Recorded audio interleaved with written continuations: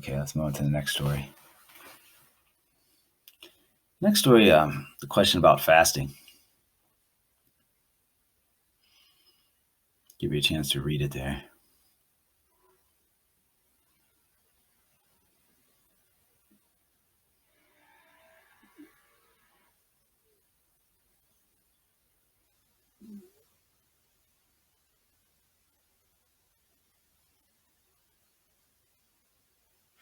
So the first thing we see in this passage is salvation is already present, right? So the question is like, why do you guys, why aren't you more ascetic, right?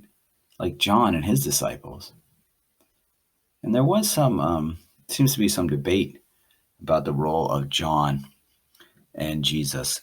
Like, which one of them is the Messiah? Might have been a question back in the time of Christ.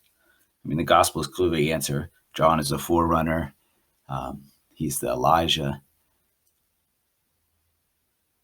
come to announce the Messiah, who is Jesus.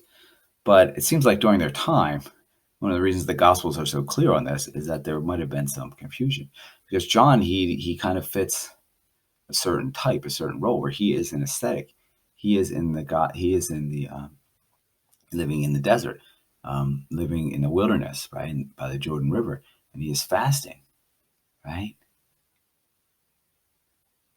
But remember, going to Lofink, what's new about the New Testament is that the time of fulfillment has come. So it's not a time of fasting, it's a time of rejoicing, right? It's like we fast during Lent, but then during Easter we feast. So for Jesus, Jesus' answer is, well, this is the time. Like, this is the fulfillment of the kingdom of heaven here. Because what do you have in Jesus Christ? You have a human being who's fully human and a divine being who's fully divine as one. So God and man have become one. There's a unity there, right? And salvation lives among us because he lives a divine life as a human being. And he shows us that we can live up to our image, right? The image and likeness of God. So this is not really a time for fasting. This is a time for rejoicing. This is it. This is the kingdom of heaven. This is what we've always dreamed of. It's here. Can you make the wedding guests fast while the bridegroom is with them? And then it goes on to say why this is so hard, why it's such an obstacle for many of the holy rulers of his time. Because they're so used to the age of expectation. And they're so used to their own interpretation of how the fulfillment of those prophecies will come about, that they can't switch to the new way. They can't switch to the unexpected way in which it's realized.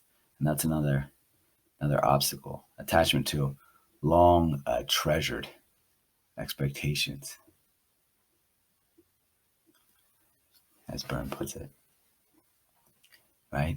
And so that's why he says, no one who is drinking old wine desires new, right? Because he says the old is good. He's used to it, right? And it is good, but it's not the way that the wine is present today. In other words, it comes back to that thing of the messianic prophecies being fulfilled in an unexpected way, and a lot of the holy roller types, they just can't handle that, right? It's just too different from them, and it's wrecking their expectations. So maybe the lesson here, hey, keep an open mind, right? Be ready for things to come about in a new and different way, and not be so attached to our expectations about how things are supposed to work.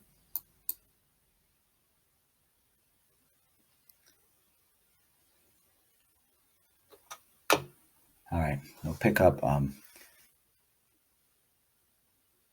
with this next story from Luke 36 to 50 in the next video.